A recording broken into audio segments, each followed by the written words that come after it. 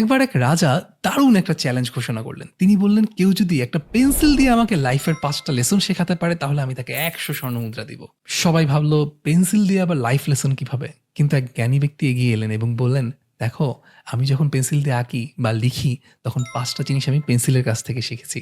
প্রথমটা হচ্ছে, তুমি যখন কোনো দিক দিয়ে যাও দাগ রয়ে যায়। অর্থাৎ জীবনের যত পদক্ষেপই আমরা নেই না কেন, যাই করি না কেন, প্রত্যেকটা জিনিসের দাগ রয়ে যায় এবং প্রত্যেকটা দাগ আসলে স্থায়ী এবং পরিপূর্ণভাবে মুছে ফেলা কখনো সম্ভব হয় না। দ্বিতীয় শিক্ষাটা হচ্ছে, ইরেজার যদি থাকে তাহলে মুছে ফেলা যায়। হালকা দাগ হয়তো রয়ে যাবে কিন্তু নিজেকে আসলে পরিমার্জন বা এডিট করা যায়, পরিশুদ্ধ করা যায়। তৃতীয়ত হচ্ছে, তোমার ভেতর যা আছে সেটাই ম্যাটার করে। অর্থাৎ একটা কাঠের টুকরা কখনো দাগ ফেলতে পারে না, কিন্তু ভিতরে যখন ওই কার্বনটা থাকে তখনই কিন্তু সেটা দিয়ে লেখা যায়। চতুর্থ শিক্ষা কি? একটা পেন্সিলকে যখন শার্পেন করা হয় পেন্সিলটা ব্যথা পায়, কিন্তু ওই শার্পেনিংটা ইম্পর্ট্যান্ট, কারণ ওই শার্পেনিং এর মাধ্যমেই পেন্সিলটা ইউজফুল হয়ে ওঠে। আর আমাদেরও তেমনি নিজেদেরকে যখন শার্পেনিং করতে হয়, ট্রেনিং এর মধ্যে দিয়ে আমরা যাই, লার্নিং এর মধ্যে দিয়ে যাই, সেটা পেইনফুল এক্সপিরিয়েন্স, কিন্তু সেটা আমাদেরকে ইমপ্রুভ করায়। আর ফিফথ, একটা পেন্সিল যদি একজন গুরুত্বপূর্ণ মানুষের হাতে থাকে, প্রপার গাইডলাইন পায়, তাহলে কিন্তু অনেক